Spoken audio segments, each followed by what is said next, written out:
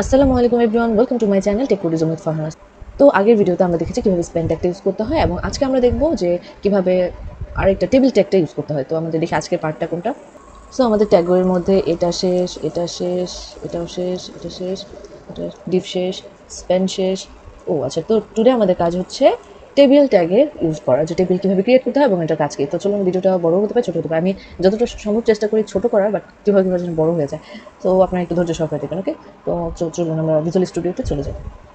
So guys, আমরা চলে এসেছি ভিজুয়াল স্টুডিওতে, অ্যান্ড আমি এখানে অলরেডি হচ্ছে ফোল্ডার ক্রিয়েট করে রেখেছি, ওকে। অ্যান্ড এটার মধ্যে আমি একটা ফাইল নিয়ে নেব। সো ফাইলের নাম দিব হচ্ছে টেবিল.html, ওকে। সো টেবিল ক্রিয়েট আছে, এটা আমি সরিয়ে দিই, এখন এটা লাগবে না, আমি এই চলে গেছে, ওকে।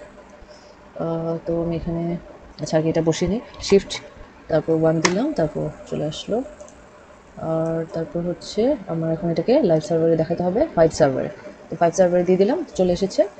তো এটা একটু লোড হতে টাইম নেই, ওকে। এখনও কিছু আমরা দিইনি, তো চলুন সেভ দিই। এখন যদি দেন দেখুন ডকুমেন্টটি চলে এসেছে, এখন নামটা চেঞ্জ করে দিই।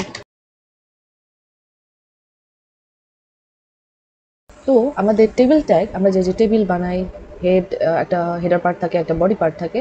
সো সেটা কীভাবে হয়,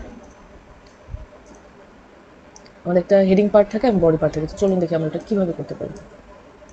সো সাপোজ ধরুন হচ্ছে এটা হচ্ছে আমাদের একটা টেবিল। তো এটার মধ্যে কি থাকবে, এটার মধ্যে আমাদের এটা হচ্ছে একটা হেডিং পার্ট, আর বাকি যা যা আছে এগুলো হচ্ছে আমাদের এক একটা টেবিলের বডি করে থাকবে, এরকম করে, তাই না? এখানে সহই ধরা হয়। আচ্ছা, তো চলুন আমরা প্র্যাকটিক্যালি দেখি। তো আমাদের টেবিলের সাইজগুলো কেমন হয়, এরকম এরকম থাকে, ওকে। সো চলুন আমরা ট্রাই করে দেখি। তো ফার্স্টে আমার এখানে প্রথমে নিতে হবে কি টেবিল। টেবিল নিলাম, টেবিলের মধ্যে আমি টিএইচ লিখলে টি হেড চলে আসতেছে। একটা মানে এটা বোঝা যাচ্ছে এটা টেবিল হেডের কাজ হচ্ছে। আমি টেবিল হেডের মধ্যে কী করবো, টিআর টেবিল রোটা দিব।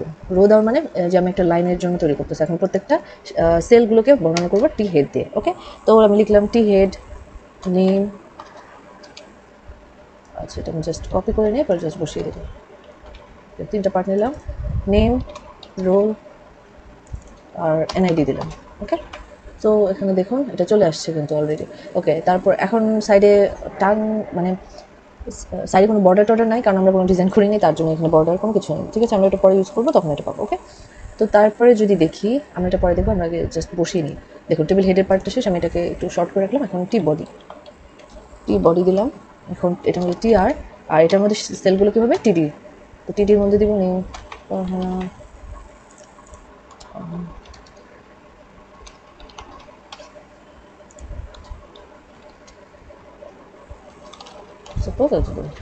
তো দেখুন আমার কিন্তু যার যারটা তার নিচে নিচে বসে পড়েছে, বাট এটা দেখতে কিন্তু খুব একটা ভালো লাগছে না, তাই না? তো তো আমরা কি একটু ডিজাইন করে দিতে পারি না? আমরা কিন্তু এটার উপর একটা ক্যাপশনও দিয়ে দিতে পারি। ক্যাপশন হচ্ছে আরেকটা টাইপ, ক্যাপশন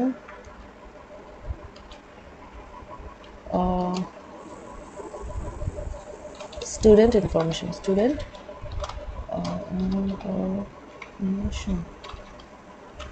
ইনফরমেশন। তো আমি এটা ক্যাপশন দিয়ে দিলাম, ঠিক আছে।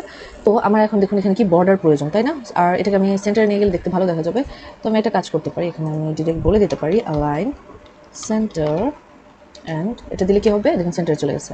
এখন আমি বর্ডার দেওয়ার জন্য বর্ডার 1 দিলাম, সেভ দিলাম। লুক, বর্ডার অলরেডি ক্রিয়েট হয়ে গেছে, ওকে। তো আমার কি এটা সেন্টারে চলে গেছে, তাই না? এখন সাপোজ হচ্ছে আমি এটা বলতে চাই যে আমার টি হেডটা কতটুকু স্পেস করে নেবে, ঠিক আছে। তাহলে লিখতে পারি কল স্পেন সাপোজ হচ্ছে আমি 1 দিলাম, ওকে। এটা আমি জাস্ট কপি করে নিই, তাহলে আমার তাতে করতে সুবিধা হবে। 1 করে নিচ্ছি না। তো সাপোজ আমি এখানে 4 দিলাম, লোক 4 দিলাম। তো দেখুন এটা এরকম হয়ে গেছে। তো এটা আমার কতটুকু জায়গা নিয়েছে, ঠিক আছে। তো আমি বাকি দুইটাকে যদি একটু করে দিই, দেখুন এটা কিন্তু জায়গা নিয়েছে, ঠিক আছে। সো তিনটা জিনিসই আমার জায়গা নিয়েছে, বাট এখন প্রবলেম হচ্ছে আমি নিচেরটাতে সেট করা লাগবে, তখন হচ্ছে এটাও জায়গা নেবে, ঠিক আছে। আচ্ছা, নিচেরটা আমি 3 বলে দিই, ওকে, সরি 2, ওকে। সো এভাবে দিয়ে দিলাম। এনআইডি নামটা ছোটো, এই জন্য আর কি ওইভাবে করে ওটার মতো করে সাইজ নিচ্ছি। এখন আমি সেম জিনিসটা আমি এখানে দিয়ে দিই, ওকে, ওকে। সো এটা এখানে চলে, দেখুন এটার নিচে চলে আসছে, কিন্তু বাকি দুইটা কিন্তু আমি ঠিকঠাকভাবে দিইনি। সো এটাকে আমি 4 দিলাম, আর এটাকে আমি 3 দিলাম, ওকে। সো দেখুন তো এখন সাইজ মতো আসছে না, এখন একদম পুরো পারফেক্টভাবে চলে এসেছে যেভাবে আমরা যাচ্ছি। তো এটাকে আপনি আরেকটু বাড়াতেও পারেন, দেখুন এটা একটু জায়গা নিয়েছে, বাট যদি ওটার পার্টটা ছোট যার কারণে তো ওইভাবে করে জায়গা নেয়নি, ঠিক আছে। তো এটা হচ্ছে কলস পেনের পার্ট। তো আশা করি বুঝেছেন, এবং এভাবে করে আমরা রোজ পেন ইউজ করতে পারি। তো এই ভিডিওটা আমি এখানে স্টপ করছি, অ্যান্ড নেক্সট ভিডিওতে দেখি আমাদের কোনটা। এখানে আমরা কিন্তু সবগুলো সম্পর্কে জাস্ট আইডিয়া দিচ্ছি, ধারণা দিচ্ছি, যাতে আপনার নামগুলো মনে থাকে এবং কোনটার কী কাজ এটা মাথায় রাখেন, এবং যখন প্রজেক্ট করবো আপনাদের আরও বেশি ধারণা হবে, আর যখন প্র্যাকটিস করবেন আরও জানতে পারবেন। আর সাথে সাথে আপনারা W3 স্কুল আর যে ওয়েবসাইটগুলো আছে সেগুলো ডকুমেন্টেশনগুলো ট্রাই করার চেষ্টা করবেন, ওগুলো দেখার চেষ্টা করবেন, বোঝার চেষ্টা করবেন, কারণ আমি এখানে দেখাচ্ছি, জাস্ট আপনারা এখানে দেখলেন ইটস নট এনাফ। সো আপনাদের ওগুলো ঘাটতে হবে। ওকে, সো আমি আজকে মতো এখানে বিদায় নিচ্ছি। আল্লাহ হাফিজ, আসসালামু আলাইকুম।